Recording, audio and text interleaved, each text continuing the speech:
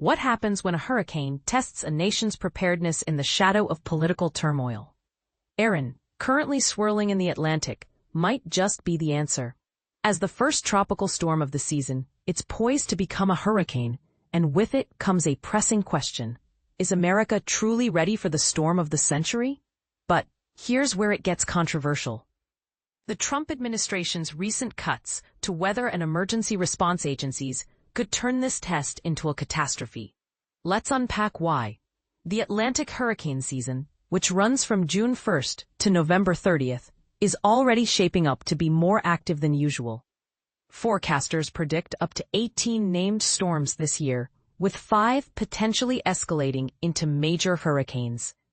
Erin's emergence, while not yet a full-blown storm, signals the season's intensifying rhythm. Warm ocean temperatures, currently above average, fuel these storms, and with El Niño in a neutral phase, conditions are ripe for chaos. But a tropical storm doesn't need to reach hurricane strength to wreak havoc. Last month, the remnants of Tropical Storm Barry stalled over Texas, merging with another weather system to unleash deadly floods in the state's hill country. This is the part most people miss. Hurricanes are not just about wind. Their true danger lies in flooding, storm surges, and relentless rainfall, effects amplified by climate change. For every degree Celsius the ocean warms, hurricane wind speeds increase by 5 to 7%. And as sea levels rise from melting ice caps and thermal expansion, even weaker storms can push water farther inland. So how do we prepare? Scientists have made incredible strides in forecasting. New models, like NOAA's Hurricane Analysis and Forecast System, now predict storm paths days in advance, far better than the 24-hour forecasts of the 1990s. Yet these advancements are under threat. The Trump administration's cuts to NOAA and FEMA have gutted critical departments. Staffing shortages, eliminated research divisions, and reduced weather balloon launches are creating gaps in preparedness.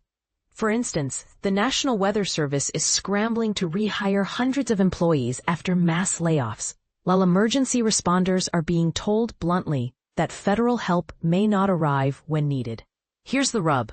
Hurricanes are intensifying faster than ever. Rapid intensification, where storms gain 35+ miles per hour in under 24 hours, makes evacuation planning a nightmare. The new NOAA model caught this happening with Helene and Milton, but can it hold up against Trump-era underfunding? Critics argue that slashing budgets and expertise is a recipe for disaster. Are we risking lives just to save money? Meanwhile, more people live in hurricane-prone areas than ever before. About 40% of Americans reside in coastal counties. And while Erin might not be the worst of the season, it's a harbinger. 2 months remain, and the peak, September, is still ahead. So what's your take? Is it reckless to prioritize short-term savings over long-term safety? Or is this just the cost of doing business? Share your thoughts below, because the next storm won't wait for answers.